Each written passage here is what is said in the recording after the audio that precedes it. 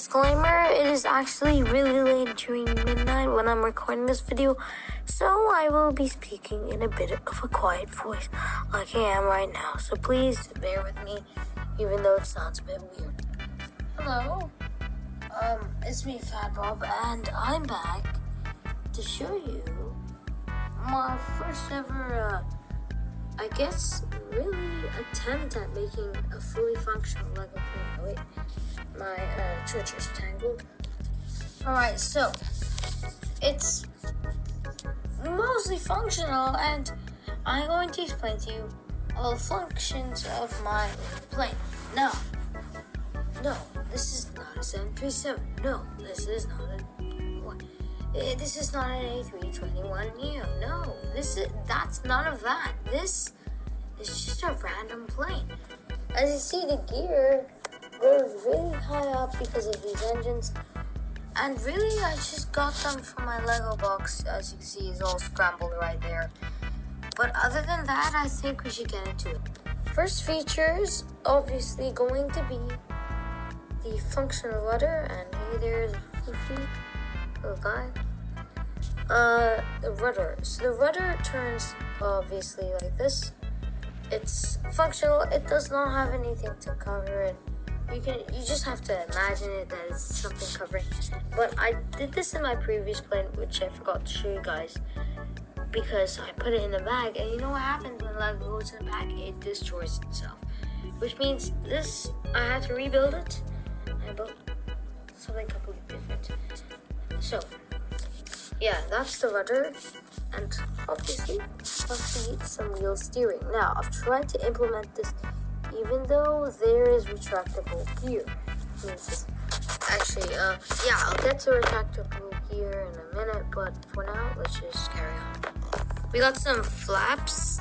I'm not sure what these are called, but I'm pretty sure these might be ailerons. Please don't correct me very much. Sorry, it's really late midnight, so I can't really think that much, but here you go. So if you notice, there's a bit of a weird thing in between. If I just focus here, as you see, this is a pole.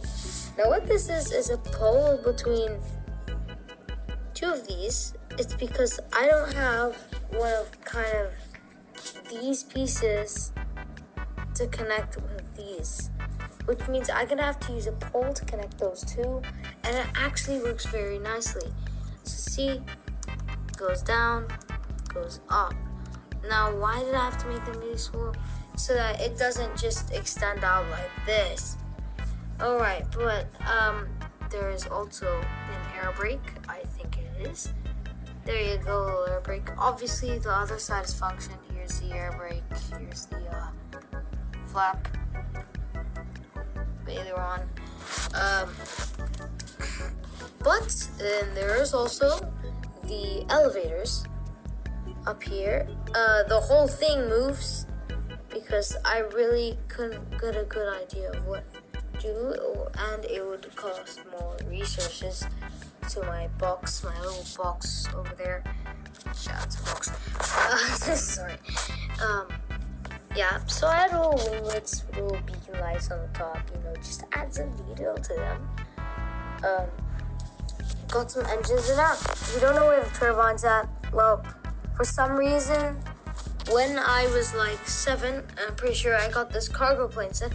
Came with the turbines. Now, I think it's in my other house, but I think it's in my attic, but basically,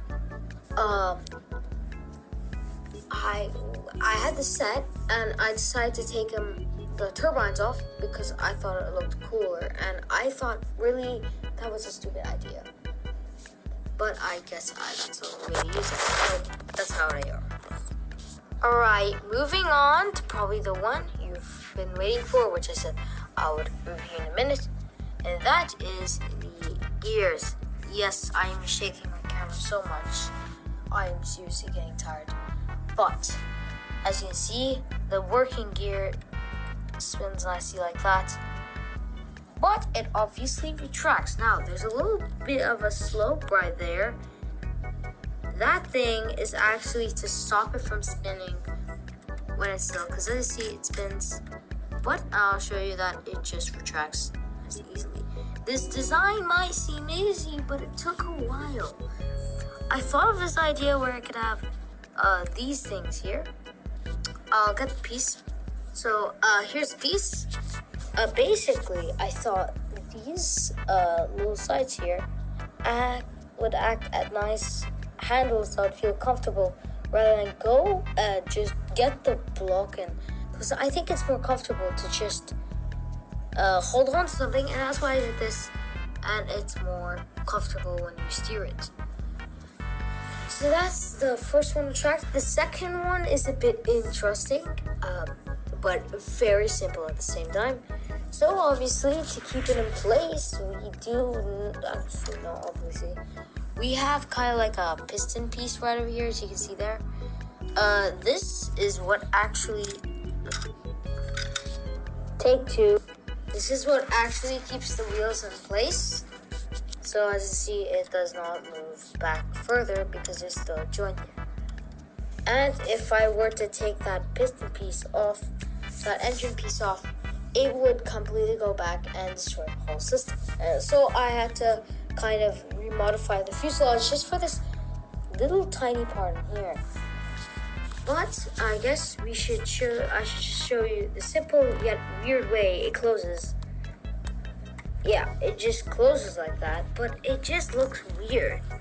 Now, if you don't know how tiny this is, here's a comparison. My hand, a child's hand, and this plane. Actually, I'll get my laptop. So for comparison, I got my laptop. It's an HP. So this HP laptop right here is, yeah, that's basically how small it is. It's smaller than the HP laptop. Now, if you don't know, my old one that I told you guys about later back in the video, where I said that it crumpled up, so I had to create this one.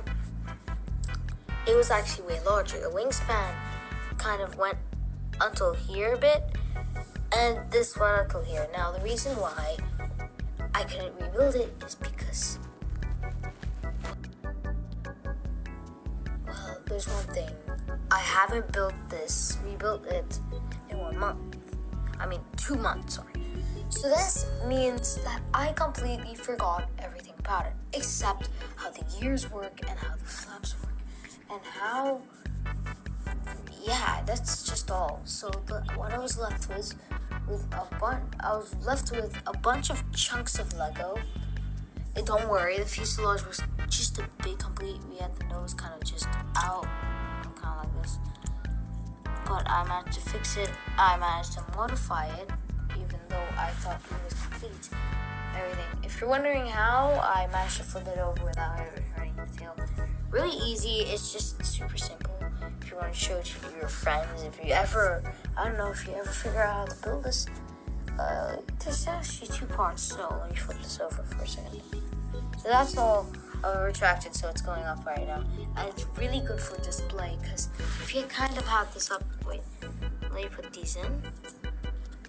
Okay, now I'm not saying this would go on display because of how weird it really is, but I mean, okay, if you want to put it on display, I mean, I didn't really mean this, but I found out that I didn't have to add a stand after all. It actually sits nicely with its nose up. I don't know, makes stop motion or anything, you know, add a green screen, looks like it's flying. It's, yeah, I guess pretty good. Now, there you go.